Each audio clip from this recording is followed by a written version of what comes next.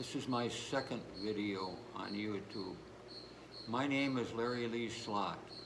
I want to build a bridge, not a small one. I want to build the biggest bridge that has ever existed.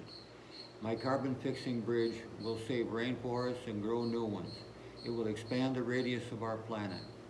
I'm not taking drugs, I'm not hallucinating. I know it will not happen overnight. Epictetus said, "Nothing great is created suddenly. There must be time. Let it first blossom, then bear fruit, then ripen. It is the difficulties that show what men are."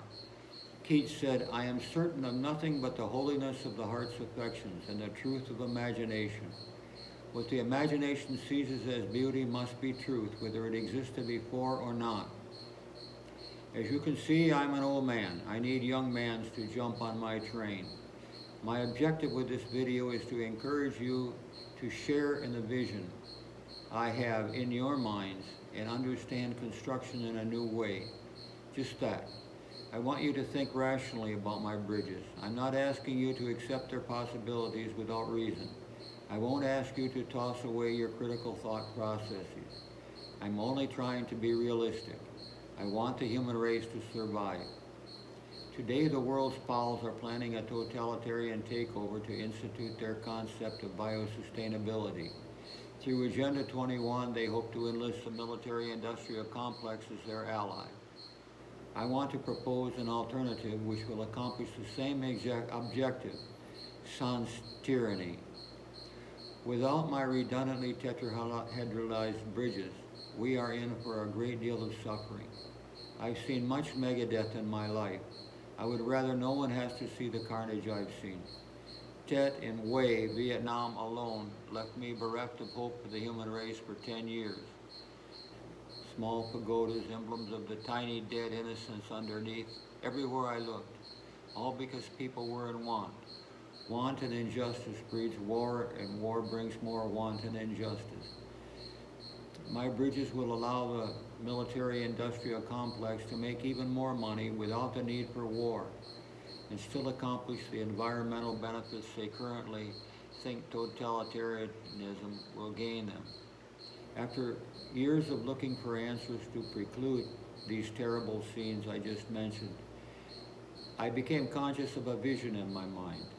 It let me in on a way to begin a process for solving many of these problems by presenting me with other problems, with smaller ones.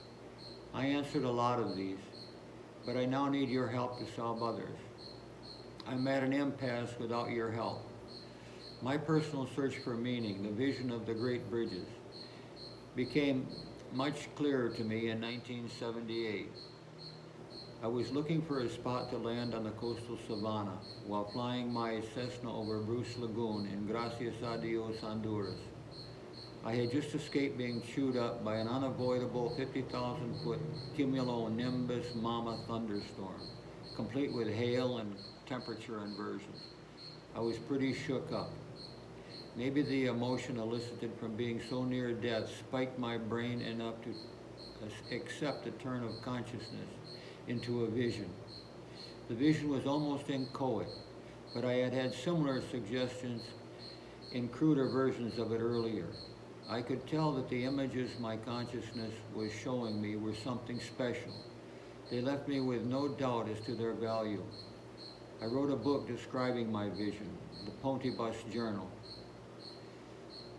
Iron and concrete are great for the old-style architecture, but we are running out of spaces to build and a special sand required. Energy, too, necessary to refine cement and steel, is getting prohibitively expensive. It's time to change our construction methods and use bio-friendly carbon-fixing tetrahedrons instead. Thank you for listening to my spiel. Until my next salvo, ciao.